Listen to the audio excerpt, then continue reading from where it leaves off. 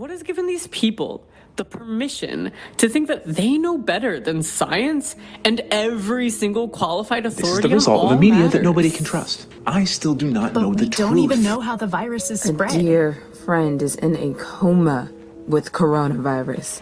He's under 40 and was in excellent condition. I just went to a crowded Red Robin for lunch, and I'm 30. It was delicious. And I took my sweet time eating my meal because this is America, is an attack and I on will our do rights. what I want. Specifically, our right to peacefully assemble is being infringed upon. I hate how conservatives have turned a global pandemic into their little personal victimization. We must tantrum. absolutely resist any government that runs amok and takes advantage of a crisis. This is how your liberty dies. Stand up, America, and resist. I'm afraid I have a confession to make of Catholic proportions. I honestly don't know the first thing about playing chess. I suppose I get the gist of it as a metaphor for one's life choices. According to my Netflix binge watch of The Queen's Gambit, most chess pieces can only move up or down the board or sideways without any real sense of ingenuity. But there are exceptions where some can move diagonally and others still can magically gallop around the board in every which way, like horses, which I assume are the pieces that, well, are carved to look like horses.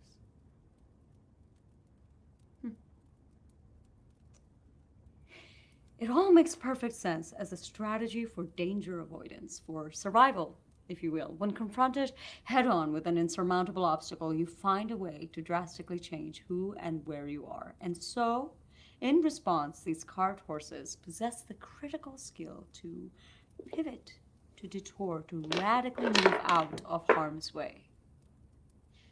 But what about us? How do we survive today when we're surrounded by all sides? When a pandemic's reach is relentlessly encroaching our lives from every direction, quietly oozing into every single nook and cranny of what your normal used to be.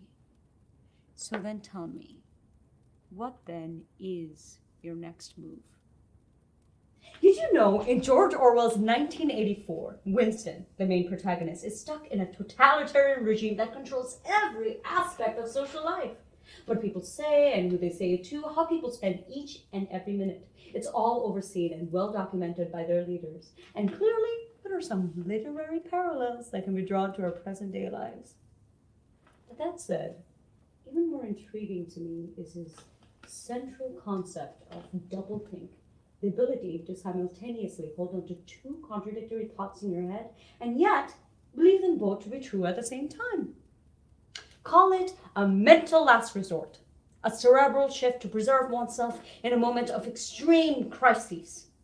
Our collective response as a country to the COVID-19 pandemic and everything socio-political under the sun takes on a larger, much more alarming and cacophonous doublethink, particularly on social media. Constantly at odds and contradicting ourselves at every turn. Masks prevent the spread of the virus versus masks violate our civil liberties. Black Lives Matter versus all lives matter. Vaccination selfies versus disease parties. Systematically defunding the police as a racist institution versus the belief of only a few bad apples. Our incomprehensible, varied views on the historical impact of 8 minutes and 46 seconds.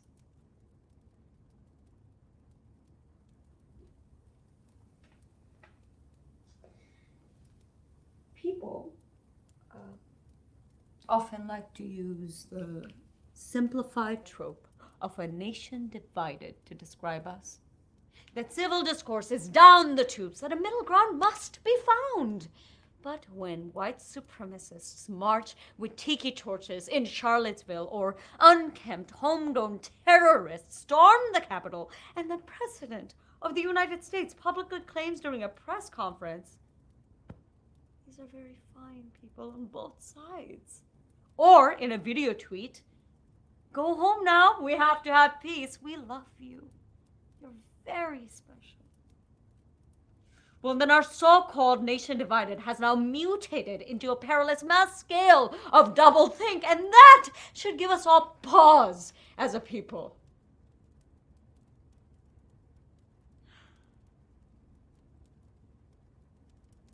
Biologically speaking, every living thing needs warmth from others. Even the biggest and most beastly of us. Wolves travel in packs, orca whales in pods, lions in prides, elephants in parades. Oh, how joyous it must all be. But how do we meaningfully curate our lives and congregate together when we are currently swamped in isolation?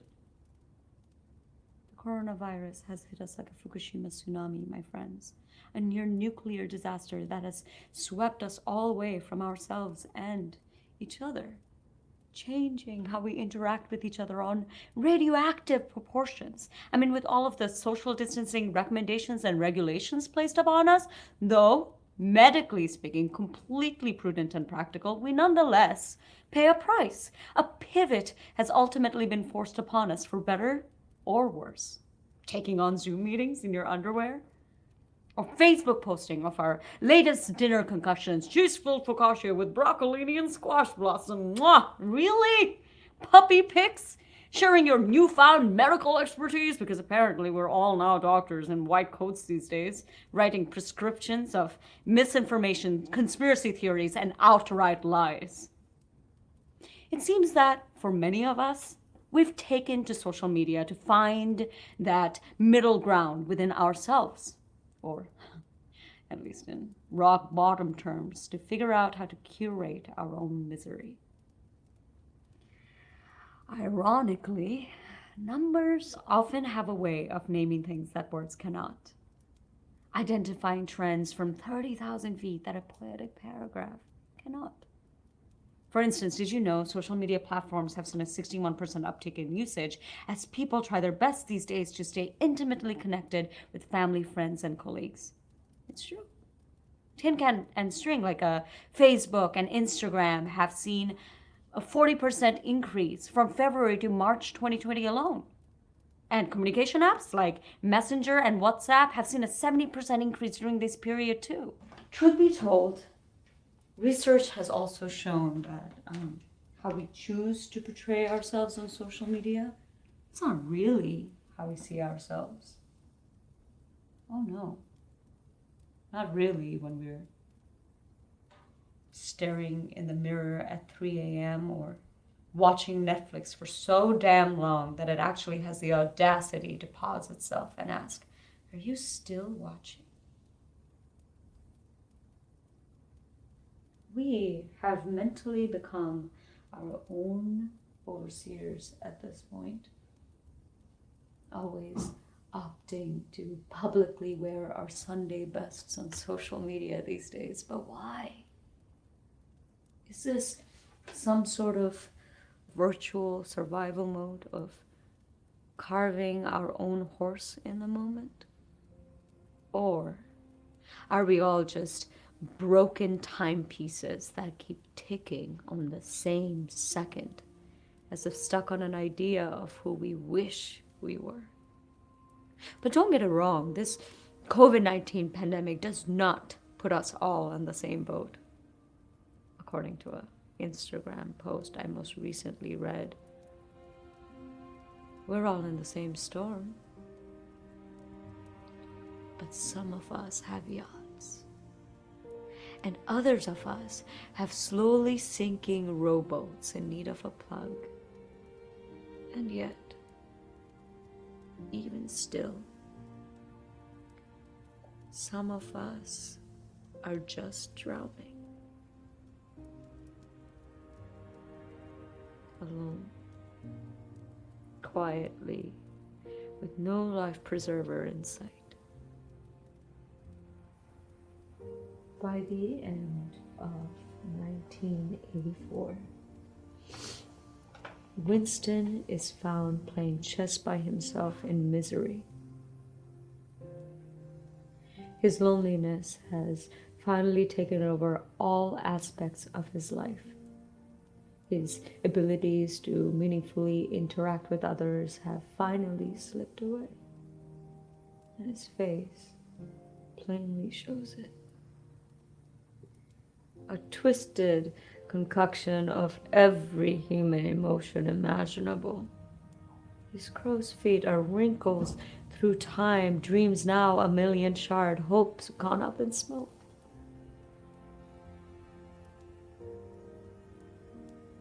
He is lost in himself. He has lost who he is. Winston can no longer see his next move, but worse, he can't even see the board.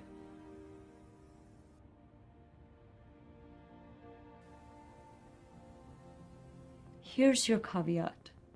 When playing chess, after your very first move, there are then over 400 possible new positions. New metaphorical life choices for you to consider. After 2, almost 72,000. After 3, almost 9 million. And after 4, billions. That's right, billions.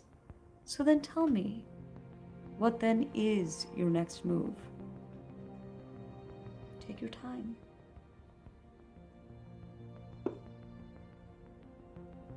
Think it through.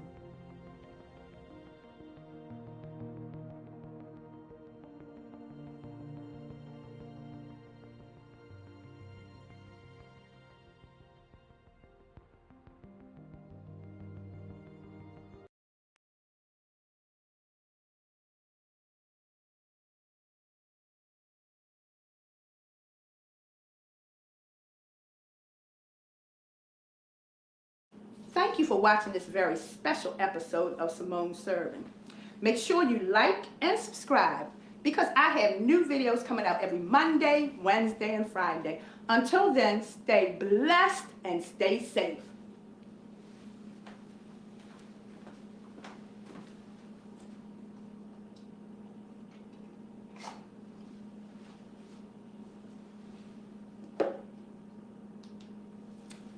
And that's how the magic happens. Ain't no fancy bells or whistles, just some good old truth telling. Now, since we're making this BTS video, I think I should answer the one question I get asked over and over again. How in the hell did your old ass end up making videos for the YouTube? Well, it wasn't my fault. Y'all can blame Dr. Garcia. I was due for my annual checkup, and I was so paranoid about going out and getting sick that I gave him a call to find out their safety precautions. They told me I didn't even need to come in. We could do the checkup over the computer. They called it telemedicine. Now, I don't know about y'all, but I'm old school. I like seeing my doctor face to face, make sure ain't no alcohol on their breath or some funny business happening. But people are out in the street acting a fool, so I thought, why not? First, I had to get my grandbaby to teach me how to get my computer hooked up. Once I did, I felt like a whole new world opened up. Just so y'all know, technology ain't never been my forte. When I grew up, you had to turn the channel, you had to walk over to the TV and turn the knob. Don't know nothing about no iPod, pad, or whatever they're called. These kids nowadays grow up with these gadgets attached to their bodies 24/7. Walk into any pediatrician's office, and you see all the babies holding some kind of electronics. The only technology you're gonna see me with is my CD player. Spinning a Luther Vandross greatest hit CD. Bum bum, bum bum, dum dum dum. Bum bum. Let me stop messing with y'all. So my grandbaby Lexus told me that I could learn all kinds of tips and tricks off YouTube. Child, that was all I needed. Taught myself all kinds of things. how to make falafel, the best places to travel in Europe, and how to start a YouTube channel. I know some of y'all judge me because I'm old, but I'm more adaptable than you think. So to bring it all back, I called up Dr. Garcia and I told her how I was doing, and she told me that I need to start eating better and find some way to get some exercise during this pandemic. All of those baking videos I've been watching on YouTube are catching up to me, I'll confess. I let it slip that I was eating so much sugar because I was feeling lonely and I needed sweets, gave me something to be excited about. These past 9 months ain't been easy. I missed laughing with my friends after church. My grandson's friend, Sean, died of the COVID. And I couldn't even go to the funeral to see that my baby was okay. Sean wasn't but 13 years old. He had real bad asthma. He was always feeling kind of sick. And on top of that, my friend Shirley is dealing with breast cancer right now. Can I be there for her? No. I tell all this to the doctor and she tells me that I'm depressed. Depressed? Child, when has life not been depressing? She asked me if I had a Facebook and I told her no. My kids never wanted me to join, said I would join and annoy them, commenting on all their posts. She asked me the same question about Instagram, Twitter, and something called TikTok. Once again, I say no. She tells me that social media is a good way to stay in touch with people from a distance and that I should think about joining. I tell her I need to look up how to use this fancy phone my daughter gave me. And she says, the doctor says no. I'll show you myself. She showed me how to use FaceTime, and now I can't stop. I FaceTime my grandbabies, and it feels so good to see their faces. Oh, what I wouldn't do to have them here huddled up in my living room. I ain't seen them since February.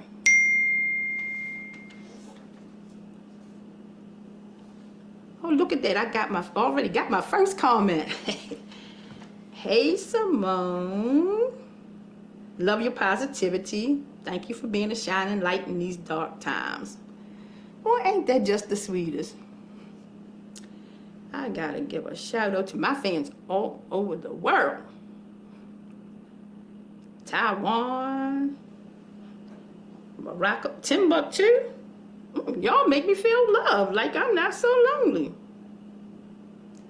I guess I'm becoming a bit of an influencer. Before I learned how to use all these things, I thought an influencer was someone who got you hooked on drugs. Turns out it's just someone who gets free shit for posting things on the internet. Only in America. Well, let me put this thing away. I see why my grandkids stare at these screens all day. These gadgets got some kind of mind control.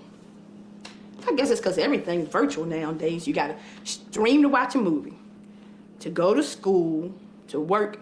You know some people dating over the computer now.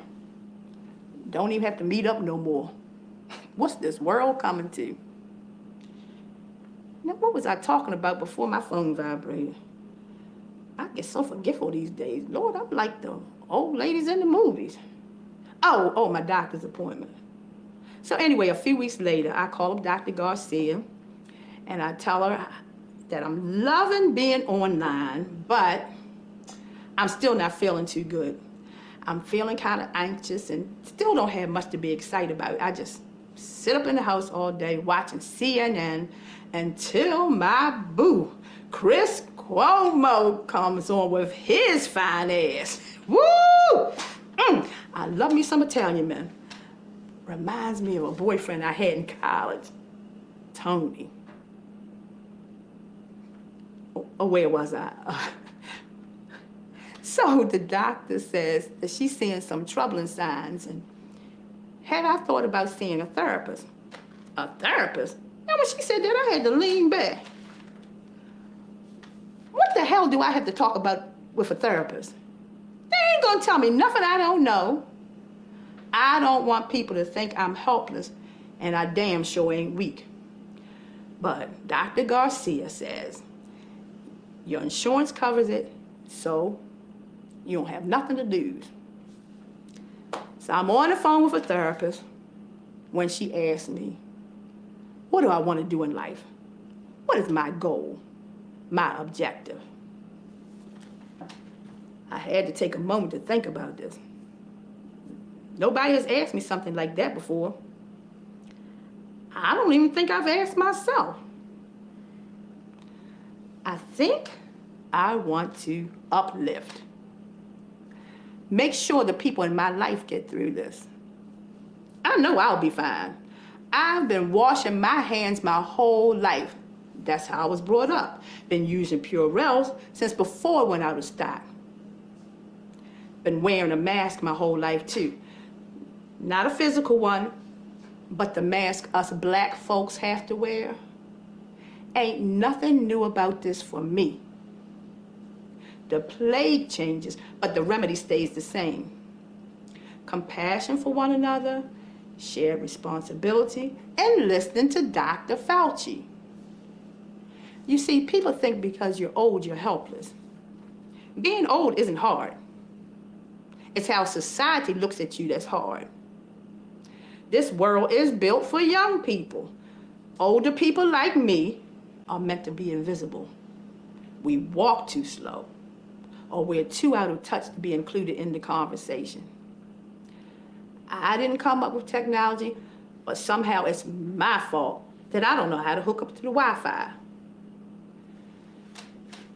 These young people might be more connected with social media, but they're less connected in real life. I'm not scared of the virus. I'm scared of the people who don't care. I watch TV and I see all these talking heads try to put a dollar amount on the value of my life. They don't care and talk about the actual real people dying. All they want to talk about is the economy and the cost of the shutdown. What about the cost to our humanity? We're all suffering. It's hard for all of us who want to keep on keeping on, because isolation is not a singular thing. I turned 65 this year. 65. Lived longer than most of my family. But did I have a big whoop-de-doo? No. I did the right thing. I stayed home where I know I'm safe. Because people out here ain't social distancing no more. They be all up on you. That's why I only go shopping during the special senior shopping hours at the local grocery store. Now the employees be looking at me sideways like I'm too young to be in there at 7 in the morning. A black don't crack, but a damn sure ages like some cognac. Oh snap, my grandbaby's calling me. Y'all getting 2 for the price of 1 today. Hey, sweetie. Well, ain't my video good? Well, ain't that what y'all doing these days, these try-on hauls or whatever they call? I see these young girls trying on their clothes and they get 1 million views off of it. Fine. I hear you. Okay, look, I'll talk to you later. All right? Bye. Don't know what the issue is. They want a granny that stays home all day and knits scarves. Well, that ain't me. I'm gonna live my life.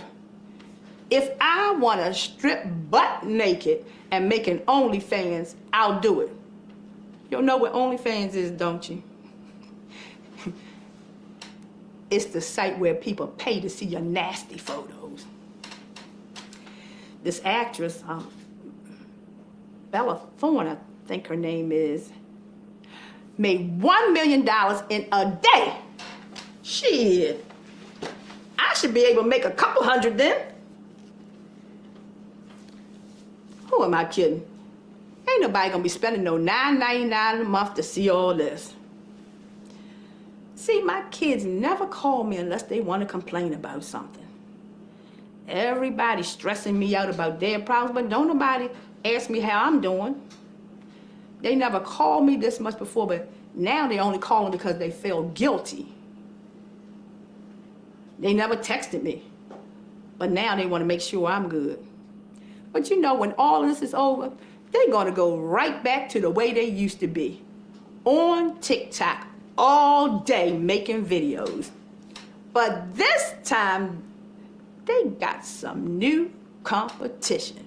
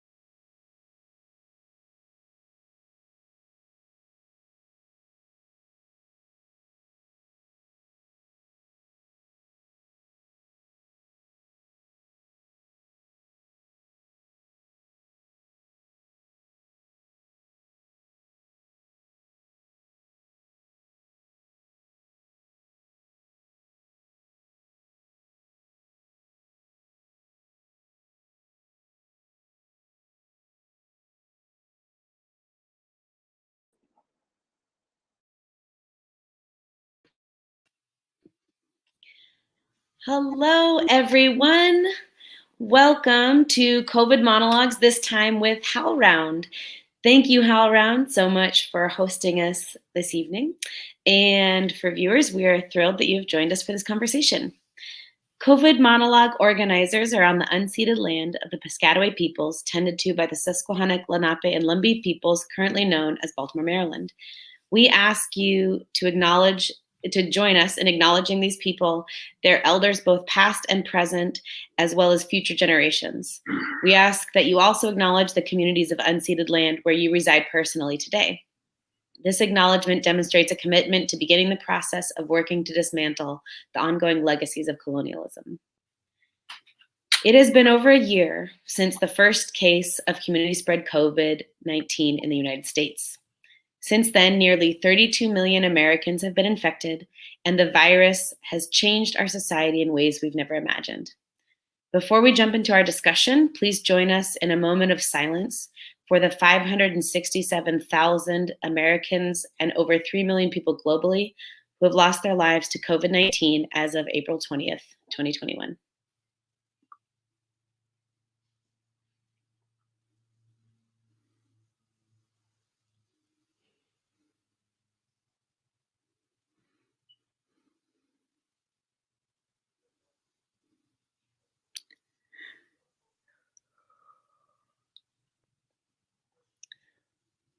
First, we're going to tell you a little bit more about this project and the process for COVID Monologues. We are a group of public health researchers with a love for theater and theater professionals with a love for public health. I'm Genevieve DeMai, and I'm the artistic director of Single Carrot Theater here in Baltimore, Maryland. I'm Sarania Thamaraja. I'm a theater artist and public health researcher based at Johns Hopkins. You're muted, Sarania.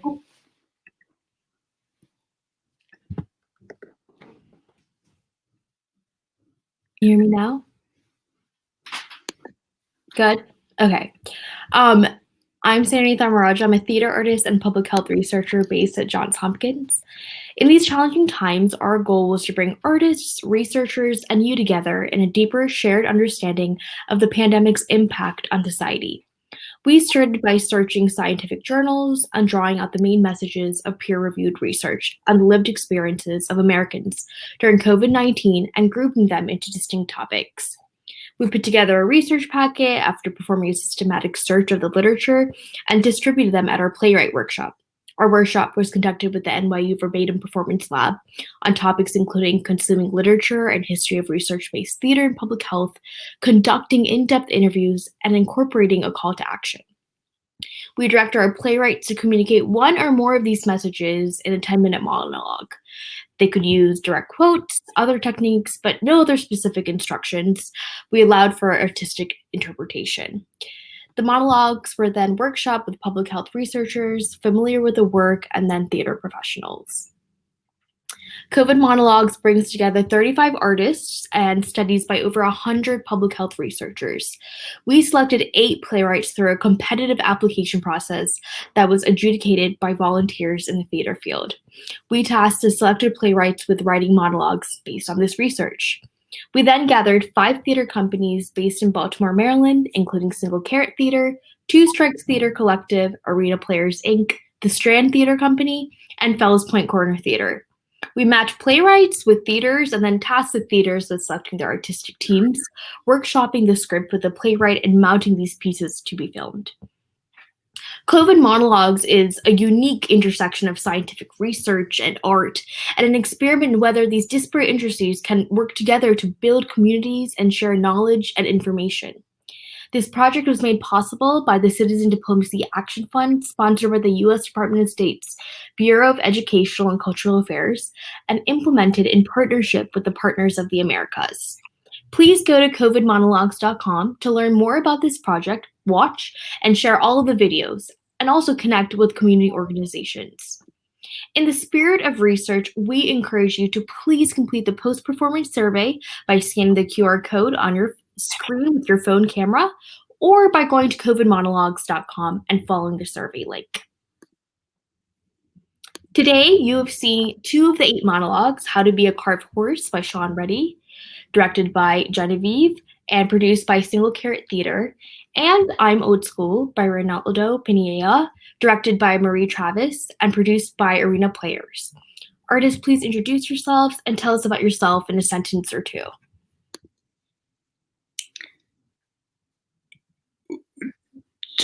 Who do you want to start? Go ahead, Sean. Okay, so hi everyone. My name is Sean. I just wanted to say, I love Ronaldo's piece, and I think he's like a new voice. But for me, so much is about being an educator in Chicago. I am from Chicago. I taught on the south side of Chicago.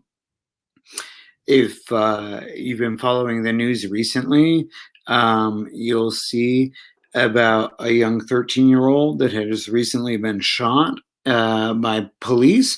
And this is something that we continually struggle with.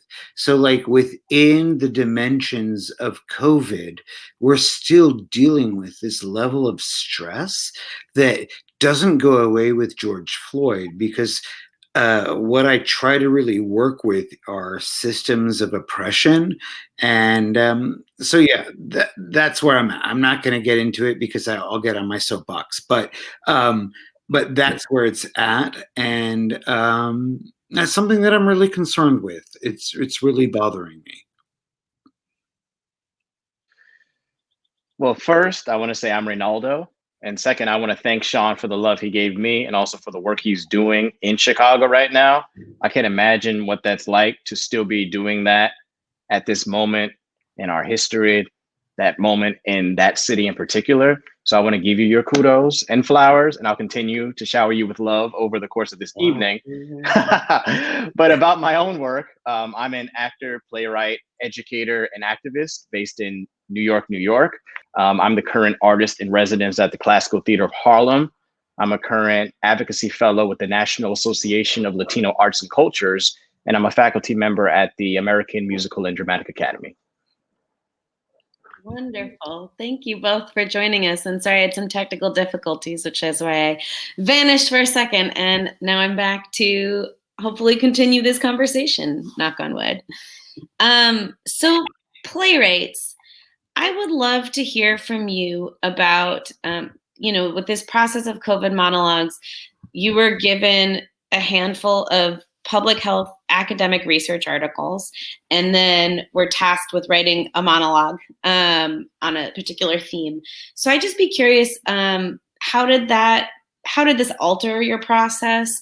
What did you learn about how you work? What challenged you? And were there moments that were enriching to your process? I'll jump in first, Sean. I will say my process pre-COVID had nothing to do with science. I was not looking at numbers. I was not looking at data. My sparks of inspiration came from the world, came from being out as a person in New York City and meeting people. And I found myself during the pandemic not creating because all of that stimuli was just not a part of my life anymore. So with this project, it forced me to work in a new way. And I didn't quite know how I would translate these raw numbers into a human experience. And it wasn't until I had a conversation with the staff at Arena Players. For those who don't know, Arena Players is the oldest continually performing African-American community theater in America. And that phrase community theater means a lot to me because I always want my work to be in conversation with community, to be serving them in a positive, healing way. And when I was talking to Donald Owens, their artistic director, he was talking a lot about his personal struggles as an older Black man during COVID, the regimen that he had to put in place, dealing with technology. And suddenly these raw numbers and figures had a face to it. The data about depression, older people dealing with depression, the data about older Americans not having internet connections or access to a computer. And I found myself suddenly putting pieces of a puzzle together. And I made the conscious decision to make it an elderly Black woman, because I feel like so much of the discourse around Black Lives Matter has been focused on the men. And rightly so. I'm a Black man and we've been disproportionately affected by police violence. But at the same time, Black women have been the backbone of America for the longest. We just saw in the past election, we had the role that Black women played in electing Joe Biden. So I wanted to use my monologue as a way to elevate their stories and all of the work they've been doing pre-pandemic and during the pandemic. What about you, Sean? Yeah. Just to hitch my wagon onto Ronaldo, like I thought everything he said was beautiful. You know, my father came from India. He's 82 right now. My mother is 71 and has been in the ICU for the 3 times in the last year. I haven't seen them in 14 months. You know, so like for me, really having an opportunity to read research that is qualitative research and about numbers, but not necessarily about people, and then having the opportunity to make it real meant something for me. Like this was an important project for me because it allowed me to really think about myself and like, God, I got to get back and I got to see my parents and like, I just don't want to miss out anymore. And I think we've all been missing out so much in the last year. My son just went back yesterday for the first day in 14 months to school, and dropping him off, he was like, I'm nervous. An 11-year-old saying you're nervous creates problems, right? So like when we're talking about a new normal, there's no such thing. Like we have to construct a new normal moving forward. But like it has been a real process, but having the opportunity to engage in this project where I'm trying to construct a narrative based off of qualitative science studies has been really grateful. So like, I really appreciate it. Serenia, I'd love for you to talk a little bit, since most of the people watching are in the theater industry, if you could talk a little bit about what the typical life of public health research is, who consumes it, what's its impact, and what you feel like this project in partnership with COVID Monologues, partnering theater artists with public health researchers does differently. Yeah, sure. So typically the life of public health research is that it's published in public health journals, and I think it's important to think about public health, and I think hopefully the pandemic has altered the way that people think about public health, that it can really range from maybe really the microbiology part of something, but then also the social behavioral aspects of public health. And all these topics can be published in public health academic journals, and they can be used for various different policy practices. There are future implications for further public health research. But I think something that I'm really interested in is how this research is being communicated, particularly in health communications. And my specific interest is how we can use health communication to reduce racial and ethnic health disparities. So the hope of this project was using theater as a mode of communication to really transform these quantitative, qualitative pieces of public health research and make them more consumable. So I'd be really curious for everyone, with this project, because we do have this significant public health component. The public health half of this project put out an audience survey, which we mentioned earlier, that we'd love for you to continue filling out. And it provides this really unique opportunity that we as theater artists don't typically have, where a bunch of people who see this piece of theater fill out a survey and give feedback on it in a very data-driven way. As theater artists, I feel like we usually just cross our fingers and hope somebody likes it, and maybe somebody will come to us after the show and be like, oh, that was so amazing, that really impacted me. But tickets will sell well, tickets will sell less well with different projects, but we don't really know these inner thoughts of what people are thinking and feeling and what that work inspires. So I'd be curious on both sides about just this idea of data. It's such a unique opportunity as theater artists to have this data from the work we're putting out there. And, is it possible to measure or quantify somebody's artistic experience? And what does that data tell us, and what does it not tell us? I know, that was a million complicated questions.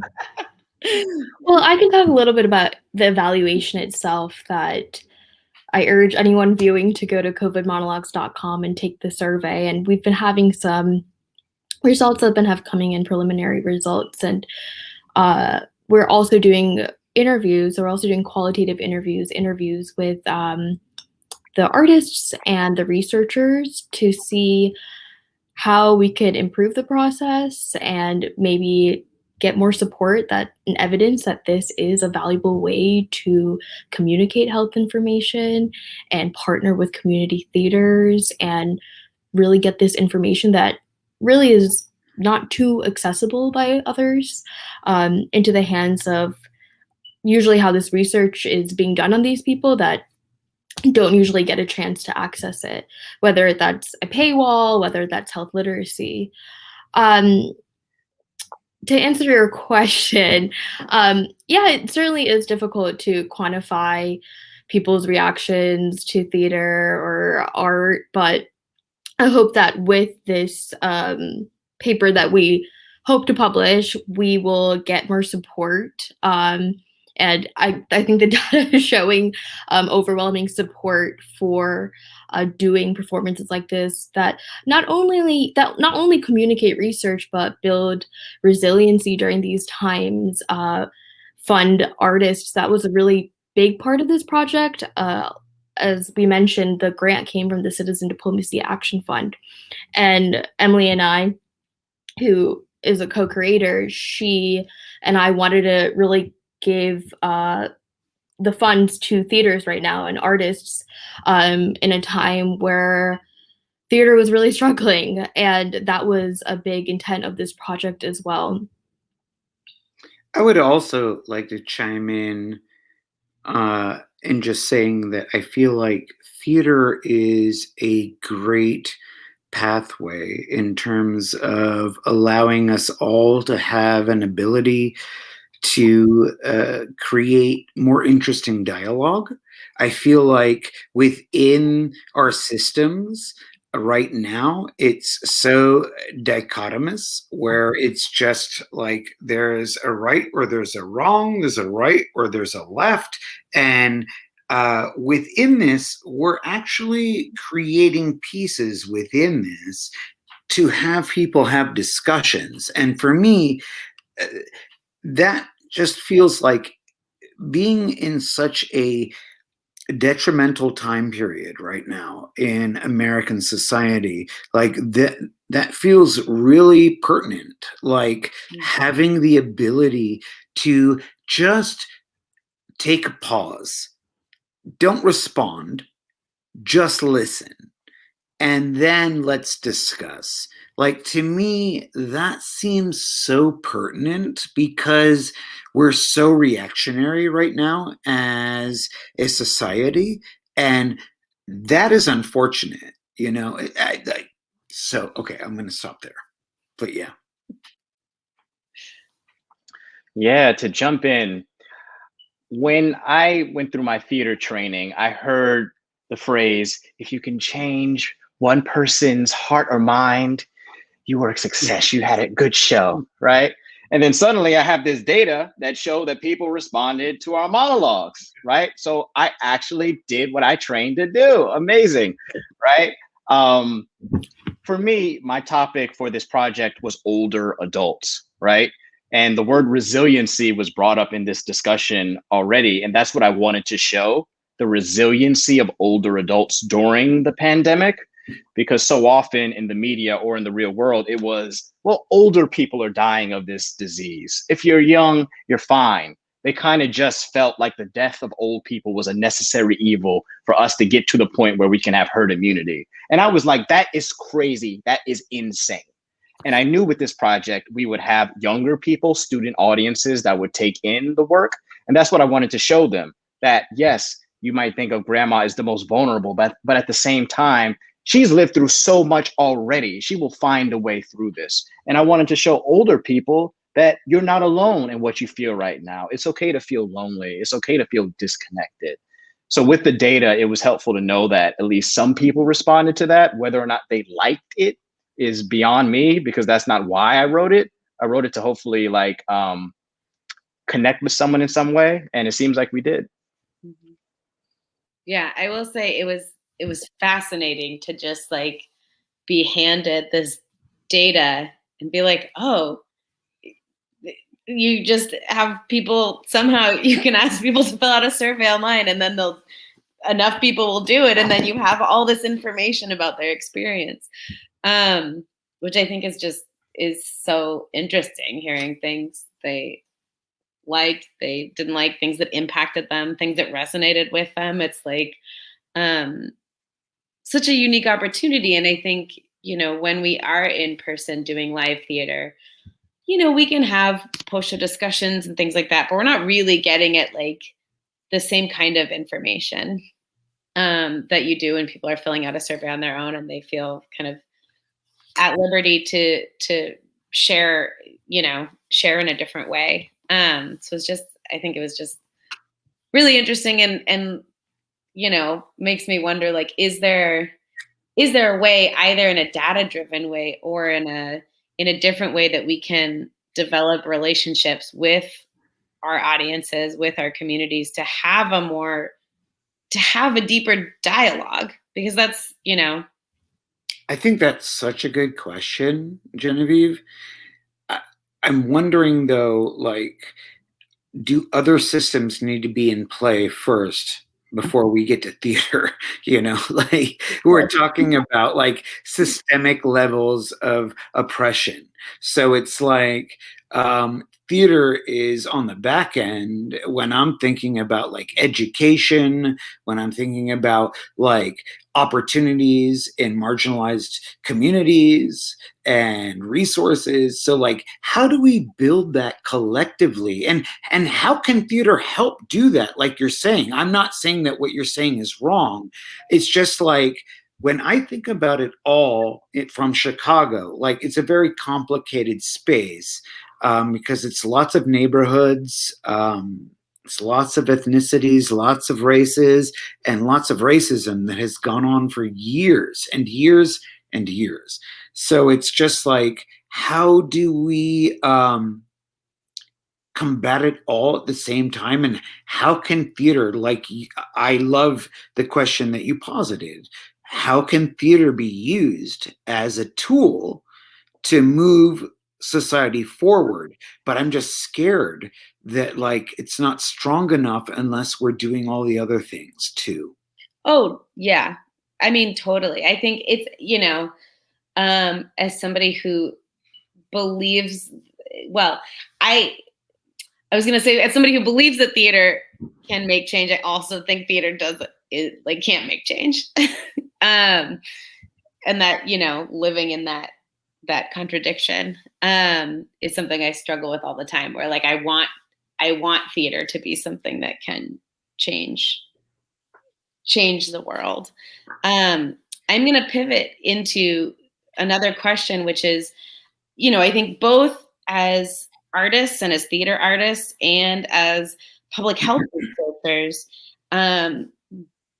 both artists and public health researchers want to have impact and to make change and to change lives for the better. And we're coming at it from like completely opposite directions. So I'm kind of curious in that what shortcomings there are in the theater world, which we could spend, 3 hours talking just about systemic problems in the theater industry. So I want to acknowledge that and also not go too deep into that.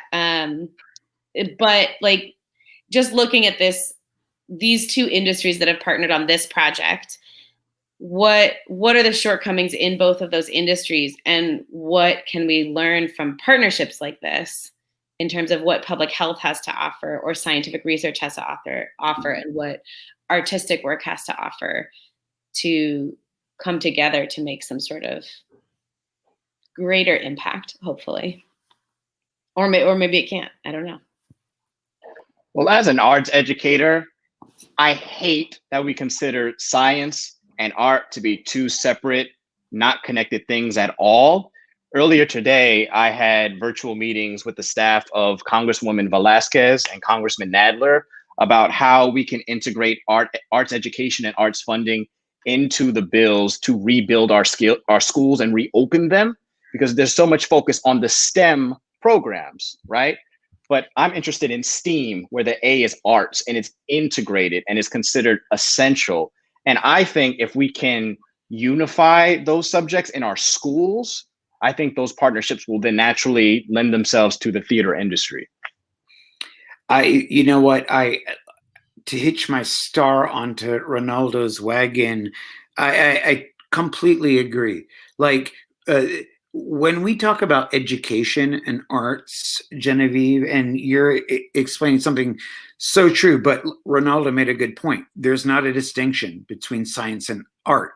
Like, at the very creation of art and science, it's about observation, and it's about inquisitiveness, and it's about inquiry. So it's like, how are we investigating and teaching children on a level to do that work? And if you look at new like national art standards and national science standards and national social science standards, they're all inquiry based. And that's for a reason. It's to make it student centered. And that's really where we need to go. And I think this COVID Monologues project really kind of like brought it together for like adults. It was like adult learning. It was like, so this is what kids are doing, but this is what adults need to know too, because I don't think many adults really know what's going on with education. They're just like, people are teaching my kids, but like, we don't know how they're doing it. This is how it should be done. It should be inquiry based, and it should be collaborating between arts, science, and social science and civic engagement. Yeah, I mean, I think I totally agree. And when you get to like, I think it's a really interesting point that you're starting from the same place. And then it's really the medium that you're using to tell the story and the method that you're using to tell the story is different, where one is bringing in, both are telling stories, but one is telling a data-driven story and one is telling a human-driven story. I'd be curious, Serenia, in the public health realm, you know, just if you could talk a little bit about, you know, where there is potential for art to tell a different story or tell the same story from a different angle, for projects like this, you know, in the future. What do you think that would mean in the public health sphere, or what impact could that have in the public health sphere if we're really going to like dream big and imagine a society where arts and sciences are one? Yeah. Yeah, well, COVID Monologues is probably the biggest research-based theater project that I've worked on, and the biggest collaboration effort from all these different playwrights, all these different theaters, artists, videographers. But in the past, I've worked on a one-woman show when I did my own research, and used my interviews to create that. And then I also worked with a script with Emily on sexual assault research in a public health realm. And then my one-woman show was on forced migration. So really, this art form, research-based theater, can be tailored to any public health problem. The idea of me wanting to work with artists and funding artists during this time and working with researchers had always kind of been there, but this funding opportunity was for COVID at the time. So that's why it was COVID Monologues. But this could be opioid monologues. It could be obesity monologues, right? Like, you could do the same model for any public health problem. And that is what I hope to do, continue working with artists, with community leaders. I think we talked a little bit about, Ronaldo brought up working with a community theater, and in public health, we talk a lot about the importance of working with community leaders, and that conversation is really about church leaders, community organization leaders, but I think a lot of times we're not talking about arts organizations, and I see theaters as being a really big infrastructure in the community, and it was a really big part of mine to work with Black theaters and Asian theaters initially, to put forth this project, and so that would be communicated with audiences. And I also just think it is important to acknowledge how white theater is, and how the audiences that tend to go to plays, musicals, tend to be white. So I think the interesting thing about COVID Monologues was that because of COVID, it had to be filmed and it had to be streamed, and thinking maybe about that mode in the future so that we can make this more accessible. Mm-hmm. Mm-hmm. I'd be curious from everyone, just in a dream big final question, is what ingredients do you feel like, when Sean, when you were talking about uniting art, activism, and science, what would the other ingredients be that would be needed for that to really have a broader or more significant impact if those entities were in partnership with one another? I mean, arts and activism partners a lot, science and activism partners a lot, but we don't see this like trifecta of partnership. And anybody can answer that question. Yeah, Ronaldo, get on this.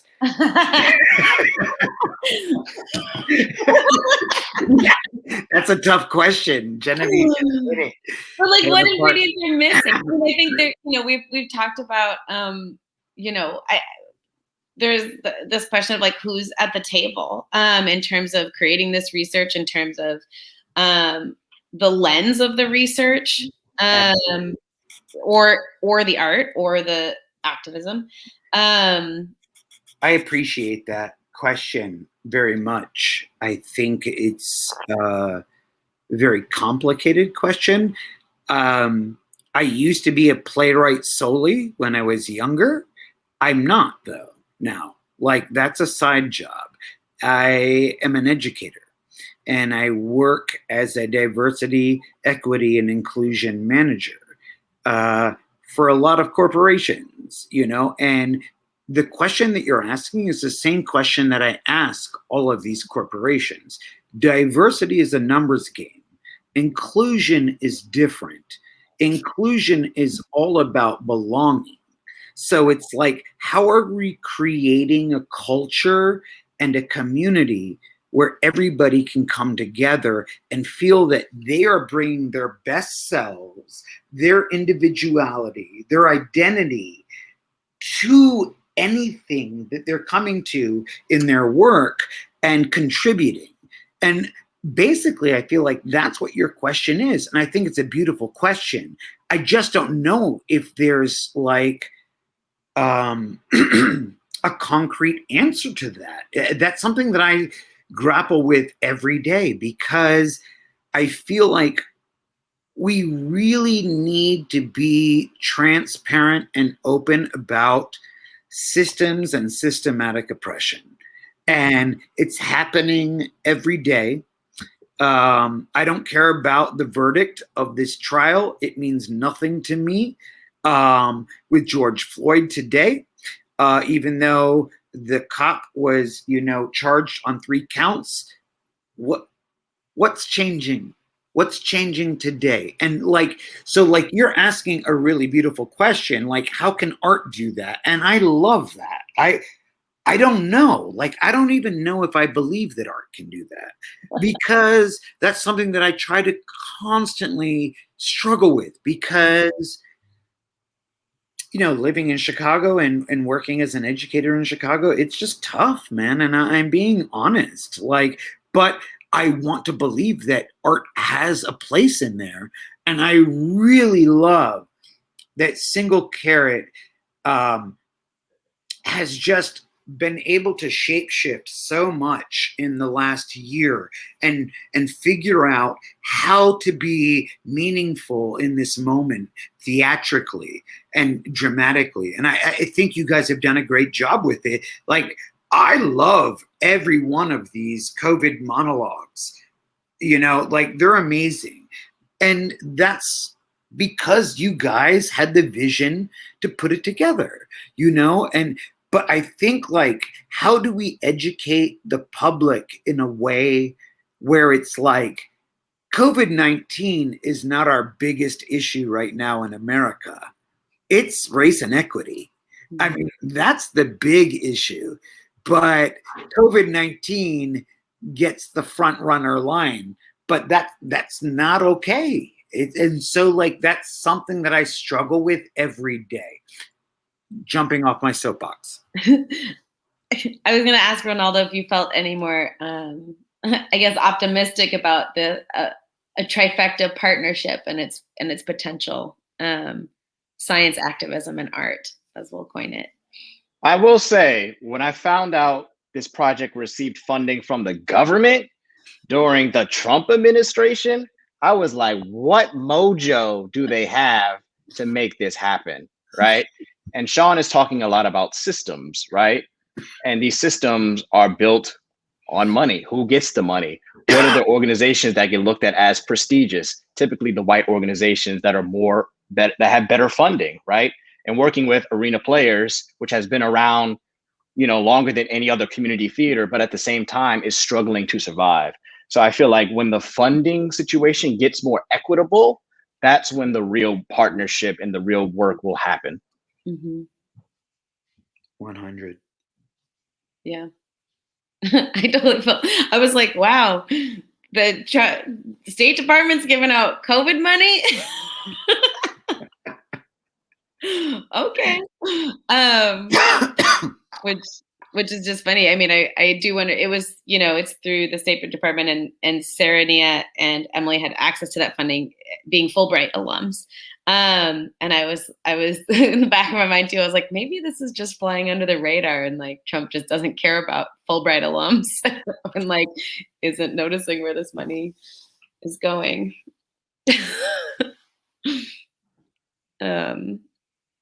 Serenia, do you have any final thoughts?